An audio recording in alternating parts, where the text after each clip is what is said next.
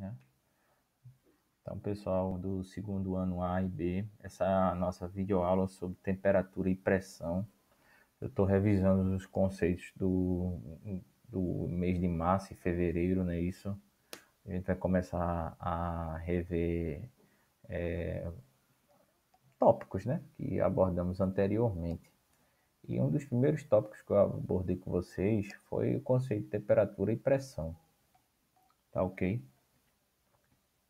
Então vamos lá, né? Primeira coisa, vamos distinguir aí o conceito de temperatura e calor, né? A temperatura nada mais é do que uma medida de agitação de átomos e moléculas, tá ok? Então, ó, quanto mais quente um corpo está, mais seus átomos e moléculas estão agitados. Então, eu acredito que vocês se lembram do conceito de átomos e moléculas lá do primeiro ano. Inclusive, vocês foram, a grande maioria foi meus alunos. Então, esse conceito dizia que a matéria é formada por átomos, né? Que, na realidade, eles compõem tudo o que nós percebemos no nosso dia a dia. Então, o conceito de temperatura está muito ligado à questão da agitação térmica. Então, veja, vamos imaginar aqui uma situação. Um cubo de gelo. Um cubo de gelo, você espera, como a temperatura ali está próxima de abaixo de 0 graus, né? Então, você espera dizer que aquela agitação ali das moléculas de água e dos átomos da água, né? Lembrando lá, a fórmula da água, alguém se lembra? É o H, não é isso?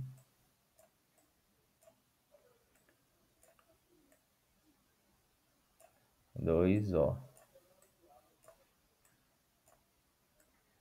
Então, você tinha lá um átomo de hidrogênio, outro átomo de hidrogênio e um átomo de oxigênio. Então, no cubo de gelo, como na água também, você vai ter várias moléculas de água. Só que essas moléculas de água vão estar numa posição fixa do espaço, tá ok? Já se você pegar esse mesmo cubo de gelo e aquecê-lo, essas moléculas de água elas irão perder o grau, né? Esse grau fixo, né? Vamos dizer assim. Ou seja, à medida que você aquecer a molécula de água, você vai ter uma maior agitação térmica, tá ok? É como se você conseguisse olhar sob o ponto de vista assim microscópico, ou seja, com um microscópio, que enxergasse as moléculas de água.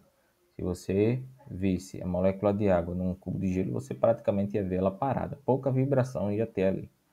Já quando você pegar esse cubo de gelo e aquecê-lo até ele se fundir, né? Ou seja, passar do estado de sólido para o estado líquido, você iria ter, se você conseguisse observar logicamente pelo microscópio, um grau de agitação, ou seja, você ia ver essas moléculas se agitando, umas batendo nas outras, como está aqui ó, na ilustração. Até essa ilustração aqui era mais para demonstrar assim o grau de agitação térmica. Então vamos imaginar aqui ó, que isso aqui, vamos dar outro exemplo. Aqui, vamos dizer que aqui fosse vapor. Então, cada uma desses pontinhos aqui fosse moléculas de água. Então, eles estariam de forma aleatória aqui, ó, se agitando de todas as maneiras possíveis. Se fosse um líquido, esse grau de agitação seria menor. Se fosse um sólido, seria bem menor ainda. Tá ok? Esse é o conceito de temperatura. Então, a temperatura é a medida de agitação de átomos e moléculas. Marquem isso aí, que até quando a gente voltar, a gente vai ter que enfatizar bem esse conceito, tá ok? Então, ó, marcar aí. Temperatura é a medida de agitação de átomos e moléculas. Então, quanto maior a velocidade de translação das moléculas, maior será a temperatura da substância. Trocando em miúdos, quanto maior a velocidade de deslocamento no espaço, maior é a temperatura da substância. Quanto menor é a temperatura da substância. Outro conceito que eu quero ressaltar com vocês aqui é o conceito de calor. O calor, ele nada mais é que um tipo de energia. Lá no primeiro ano vocês chegaram a estudar energia cinética e energia potencial de um corpo. Já o calor é outro tipo de energia que a matéria possui. Então, o calor se manifesta principalmente quando há uma diferença de temperatura entre dois corpos. Vamos imaginar aqui, ó, a gente tem um corpo A, que ele está mais frio, né? Deixa eu trocar aqui a cor. E aqui eu tenho, ó, um corpo B. Vamos ver aqui que ele está mais quente. Então, ó, naturalmente, se eu encostar esse corpo A no corpo B, aqui, o que é que vai ocorrer? Vai ocorrer que o corpo vai ocorrer o seguinte, haverá um equilíbrio, né? Térmico. Então, o corpo B, como ele está mais quente, naturalmente ele vai tender a ceder mais energia, né? Vamos analisar assim, ó. Vamos dizer aqui que aqui seja um cubo de gelo, corpo A, e aqui seja vapor de água. Então, o que é que vai ocorrer? O vapor de água, como é no estado de vapor, essas moléculas estarão bem mais agitadas, tá ok? Então, o corpo B ele vai começar a ceder energia para o corpo a fim de que ocorra um equilíbrio térmico. Ou seja, calor nada mais é que energia na forma é um tipo de energia, porém é um tipo de energia que a gente pode dizer assim, que vamos dizer, deixa eu encontrar uma palavra aqui para. É um tipo de energia que está em movimento, sempre. Quando você pensar em calor, é energia em movimento, tá ok? Então segurem também esse conceito aí. Vamos lá para o outro conceito que eu agora vou destacar com vocês, que é o conceito de escalas termométricas mais usado. Ano passado eu abordei isso com vocês, né?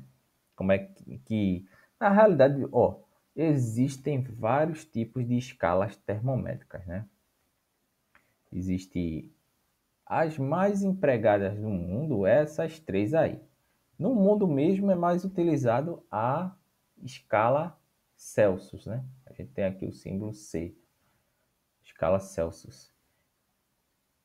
Isso aí ocorre devido à facilidade com que essa escala assim nos dá informação, tá ok? A maioria dos países até onde eu sei, né? Países do Ocidente e do Oriente, eles utilizam a escala Celsius para medir temperatura, mas vamos dizer, é um tipo de medida não é do senso comum, mas assim, do dia a dia. Por que eu falo isso? Porque os cientistas já usam outra escala, que é a escala Kelvin, tá ok? A escala Kelvin ela é utilizada principalmente por engenheiros, físicos, químicos, matemáticos e biólogos. É o que se utiliza mais essa escala. Cada uma dessas escalas aí tem vantagens e desvantagens. A escala Celsius, a vantagem dela é que pessoas leigas conseguem associar muito bem, né? Alguns, vamos dizer, ó, se eu disser que a temperatura está 100 graus Celsius, praticamente todo mundo aqui, vamos dizer assim, estaria morto, né? Já o 100 graus Celsius está associado com o quê? A temperatura de vaporização da água, né? Que é a passagem do estado líquido para o estado de vapor. Já o 0 graus Celsius está associado com quem, gente? Com a temperatura de fusão, né, das substâncias. Principalmente aqui uma substância, que é a água. A escala Celsius, ela foi elaborada por um cientista chamado Celsius em cima da substância água, ok? Então, assim, é uma escala que é amplamente utilizada. A escala Fahrenheit é utilizada principalmente em países Estados Unidos. Então, Canadá, eu acredito também que deva usar. Não sei Inglaterra, mas, por exemplo, Austrália e Nova Zelândia, esses países de língua inglesa, né? Eles utilizam a escala Fahrenheit. Por quê? É mais, acredito eu que seja mais o costume da população, né? A população lá, ao longo de anos, acolheu melhor utilizar a escala Fahrenheit. Mas assim, eu não quero me aprofundar muito nisso, não, porque senão a gente vai fugir totalmente do tema da aula. Mas se você pesquisar aí na internet, no Google, você vai entender que a escala Celsius, por que ela é utilizada mundialmente? Isso tem a ver mais com a questão política, tá ok? E a escala Fahrenheit também. Se você pesquisar, você vai ver mais. E assim, para nós é uma escala bem complexa, né? Porque, por exemplo, ó, 0 grau, aqui, ó, vamos equivalendo, né? Deixa esse tracinho aqui. Vê, 0 graus Celsius equivale a o quê? 32 Fahrenheit. Então, vamos dizer aí, né? Se eu quisesse colocar a temperatura de 30 graus Fahrenheit, não é só somar não, viu, gente? Mas ela estaria aqui, né? Mais ou menos, né? Entre 100, por aí. Tem uma forma de conversão que eu ensinei até vocês ano passado. Mas assim, essas escalas têm essa questão, né? Essas equivalências, ó. 100 graus Celsius equivale a 212 Fahrenheit, né? Então, um tracinho aqui. A escala Kelvin, ela é uma... Dizem não. A escala Kelvin é uma escala universal. Por quê? Só ela contém o zero absoluto. O zero absoluto é interessante, seria a temperatura, aqui ó, zero absoluto, zero Kelvin, seria a temperatura na qual a agitação térmica das moléculas não existiria. Tá ok? A princípio, né? Isso é o que a física teórica fala.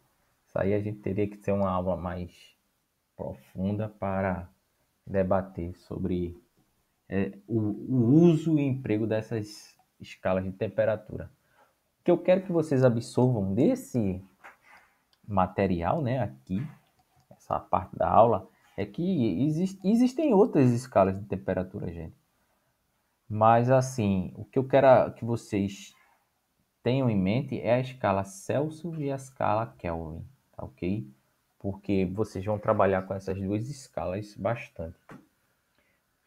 Termômetro, acho que todo mundo conhece, né? E principalmente nesse tempo de pandemia, febre e Covid, acho que muita gente tem termômetro em casa para aferir temperatura. Então, o termômetro é um equipamento, né? Um equipamento utilizado para aferir temperatura de corpos. Tá ok? Então, veja só. Vamos falar agora sobre escalas, né, de temperatura, enfatizando a escala Celsius e a escala Kelvin.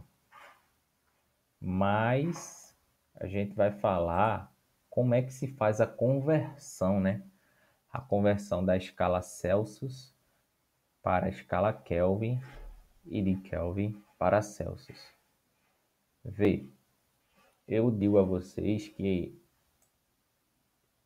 vou afirmar e vocês vão ter que aceitar por enquanto. Para quem quiser saber de onde é que vem essa fórmula, vocês podem entrar em contato comigo, né? pelo Google Sala de Aula e a gente pode fazer um vídeo, né, explicando de onde é que vem essa fórmula aí. Essa fórmula vai ser empregada para converter da escala Kelvin para Celsius ou de Celsius para Kelvin. É bem simples ela. Ó, K, que é Kelvin, é igual a C mais 273. Tem alguns livros que trazem 273, né, vírgula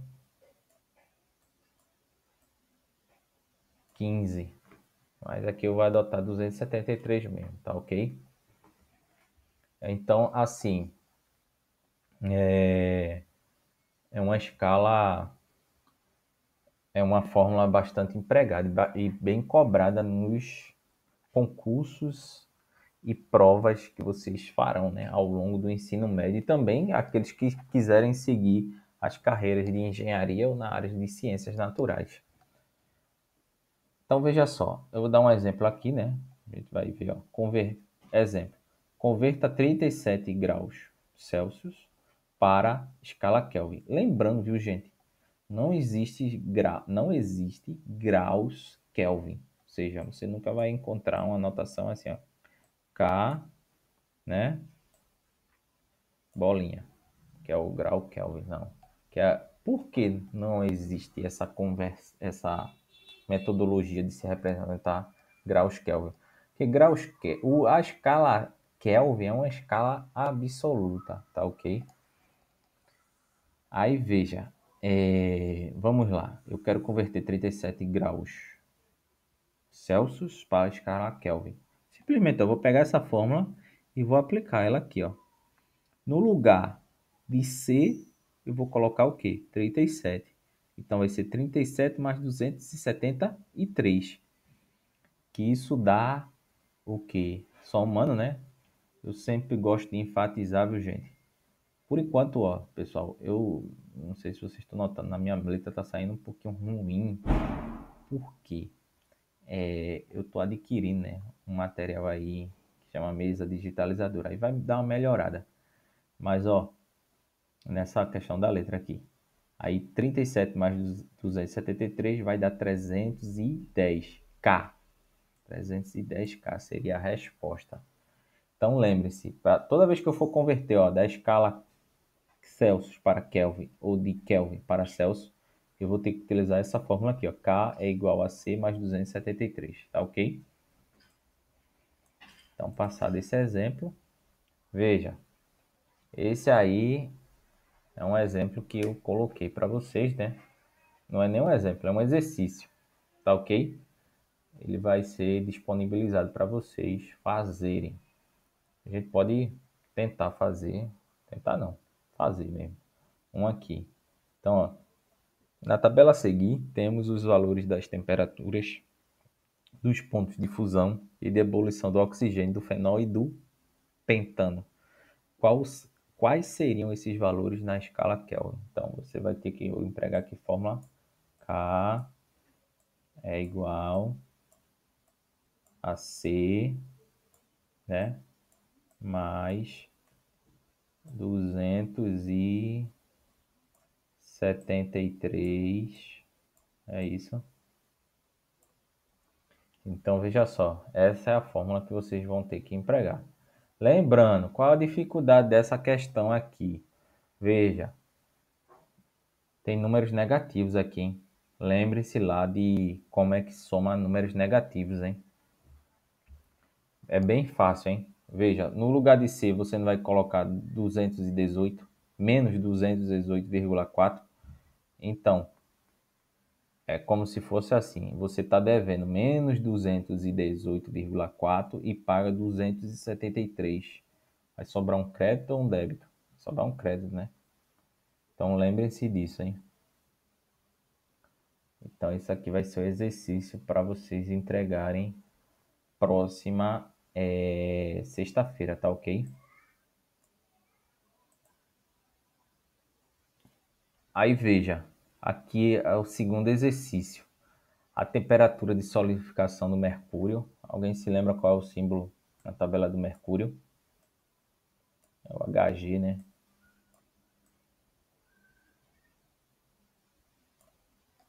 Hg, na tabela periódica. Então, a temperatura de solidificação do mercúrio é menos 37, menos 39 graus, né? Menos 39 graus Celsius. Na escala Kelvin, essa temperatura corresponde a...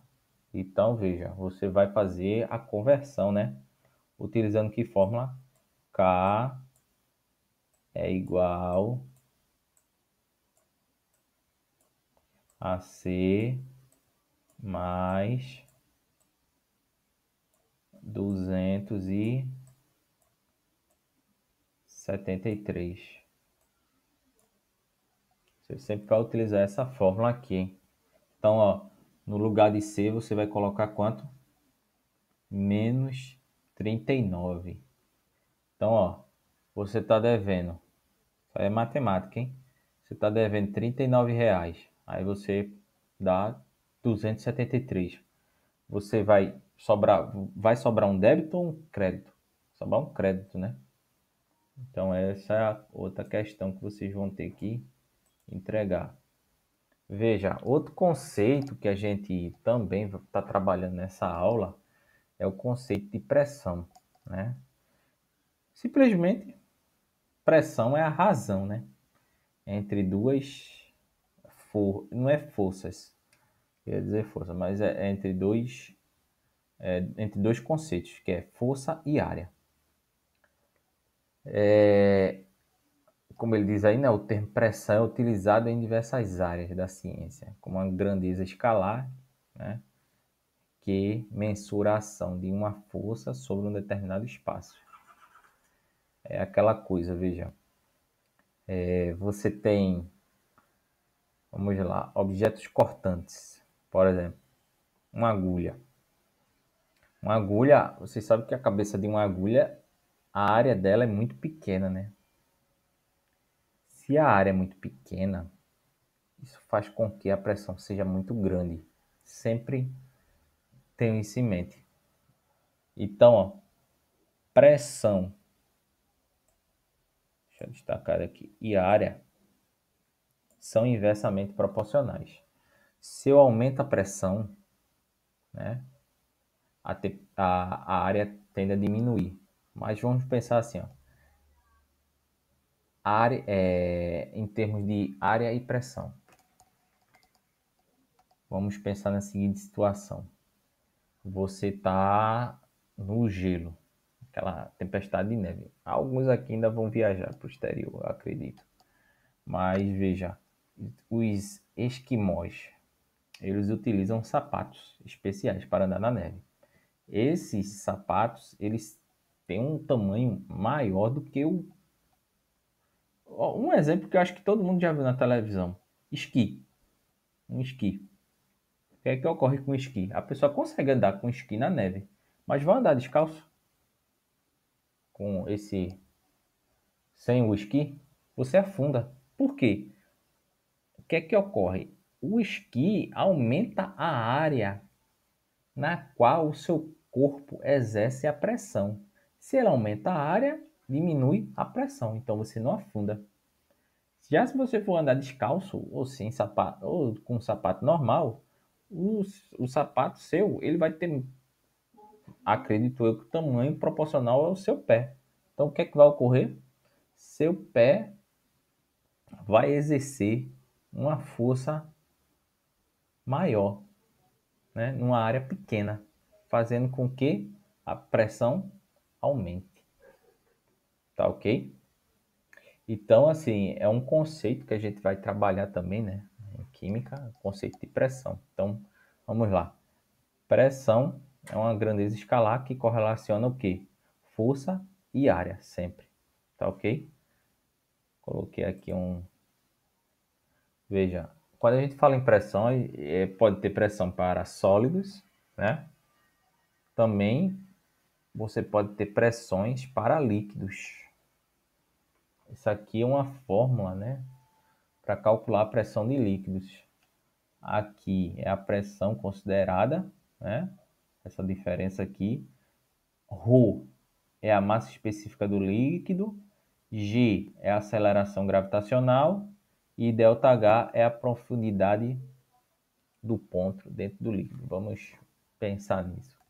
Se eu pego uma garrafa de 2 litros, ó, e coloco um líquido aqui, qualquer. Vamos dizer que eu peguei água e coloquei um corante, só para ilustrar. Aí eu furei aqui, ó. Anteriormente eu furei, né? Abri 3 furos na garrafa em diferentes alturas. Aí eu tiro aqui, ó, essa tampa e começo a tirar esses tampões que eu adicionei. Tá ok? Aí como eu adicionei tirei esses tampões, veja que coisa interessante.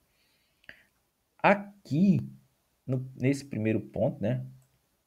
Vou destacar aqui, a água ela sai com uma pressão menor do que o ponto do meio e do que o último ponto lá embaixo. Ó. Tá ok? Então veja, isso significa o quê? Que a pressão de um líquido vai depender da profundidade do ponto dentro do líquido. É isso que essa afirmação está dizendo aqui. Ó. Quanto mais profundo, mais vai ter mais pressão.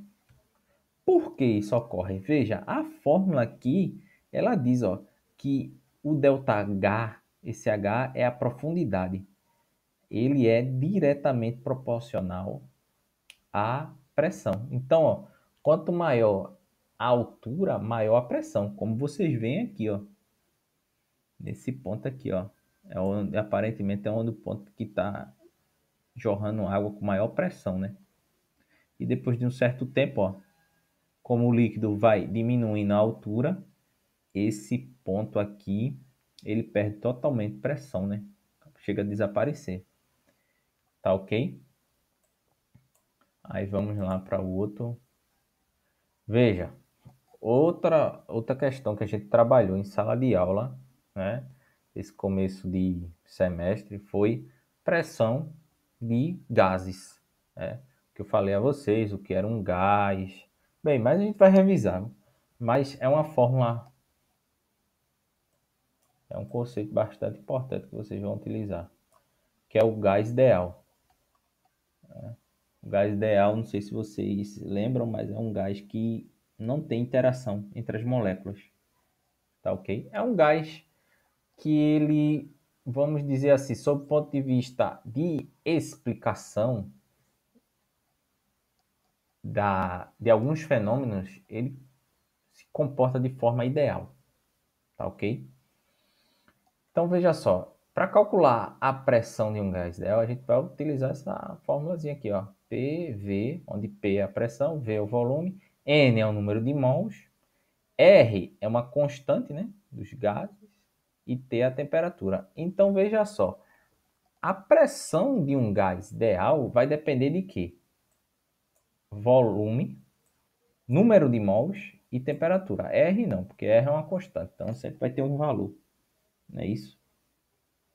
Então a gente tem que ter isso em mente. A pressão de um gás ideal vai depender de 3 variáveis.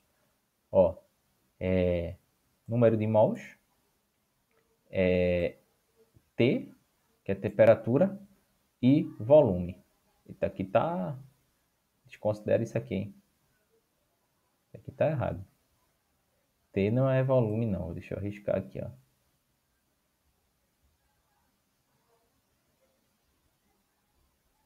Tá bem? T é temperatura, viu, gente? T é temperatura. No material que eu vou mandar para vocês, está esse slide aí tá corrigido. Aí veja, unidades de temperatura que existem. É o atmosfera, né? O atmosfera é uma unidade bastante assim, utilizada no dia a dia, porque é um valor, acredito eu, fácil de você, o cidadão comum memorizar, né? Porque, veja, quem está a nível do mar, como a gente está aqui na região metropolitana do Recife, está submetido a uma pressão de 1 atm, que é uma atmosfera. Só que, ressaltando, a unidade A unidade para se medir pressão é o Pascal. Mas veja o Pascal, veja qual é o seu valor. 1,01325 vezes 10 elevado a 5. Então, isso dá mais ou menos 100 mil.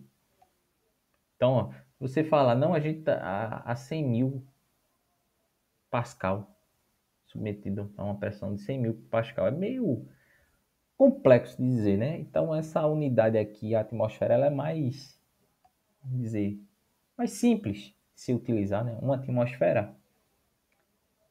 Tem outras razões, viu, gente, para se utilizar a atmosfera no dia a dia, mas como aqui é um curso de Química do ensino médio, a gente vai utilizar essa linguagem.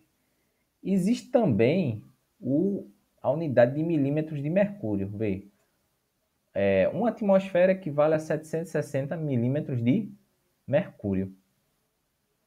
Então, essas são as... Existem, viu, gente, outras unidades de pressão. Mas eu destaquei essas aí. A atmosfera, o Pascal e o milímetros de mercúrio, hein? Milímetros de mercúrio. Então, ó, aqui é uma atividade, tá ok? Para vocês fazerem. Fazer é assim, né? Na realidade, quem quiser tentar, né, fazer sozinho, mas eu vou explicar agora. Vê. A pressão atmosférica em determinada região da Terra é igual a 780 milímetros de mercúrio, tá ok? Indique entre as alternativas abaixo aquela que apresenta corretamente a pressão atmosférica em ATM. Então vamos lá ver. Sabendo que 1 atm equivale a 760 milímetros de mercúrio, 780 milímetros de mercúrio equivale a quanto? Então a gente vai utilizar uma regra de 3, né? Simples. Então 1 atm está para 760 mm Hg. Eu não quero converter 780 milímetros de mercúrio para atm. Então, ó, eu coloco milímetros de mercúrio abaixo de milímetros de mercúrio. E aqui eu não quero saber, então chamo isso aqui de X. Então, ó, meio pelos extremos, né? Isso aqui, ó, corta. Então, ó, vai dar 760 vezes X, dá 760X. 1 vezes 1 atm vezes 780 dá o quê? 780 atm. Aqui era para ter atm, mas bem. Então, isso aqui resultou numa equação do primeiro grau. Então, quem está multiplicando passa a dividir. Então, 780 dividido por 760. Tá ok? E vai dar o que isso? Aproximadamente, né? 1,02 atm. Tá bem? Isso aí é uma questão que pode ser, vamos dizer assim, abordada em avaliações futuras, hein? Outra questão aqui, ó. Essa aqui é mais uma questão de compressão. Uma força de 200 newton, né? Vocês viram essa unidade de força, né? O newton é aplicada sobre uma área de 0,05 metros quadrados. A pressão exercida sobre essa área é igual a... Então, você vai utilizar que fórmula? Isso aqui, ó. Você vai utilizar a definição do que é pressão. O que é pressão?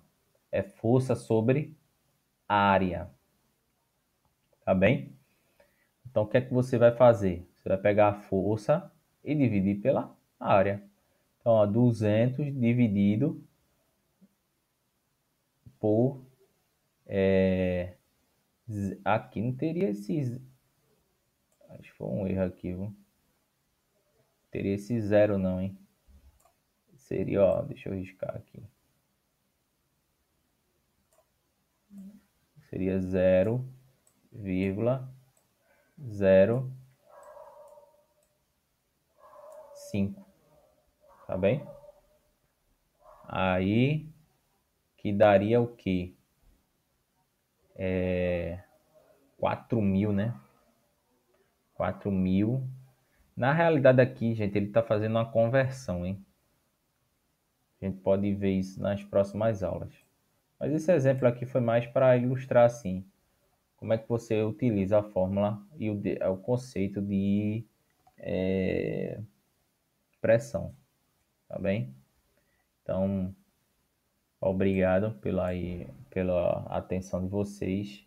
Eu vou estar postando esse vídeo lá no YouTube para ser assistido, né, por vocês. Eu vou deixar uma atividade, tá bem? Para vocês entregarem próxima sexta-feira.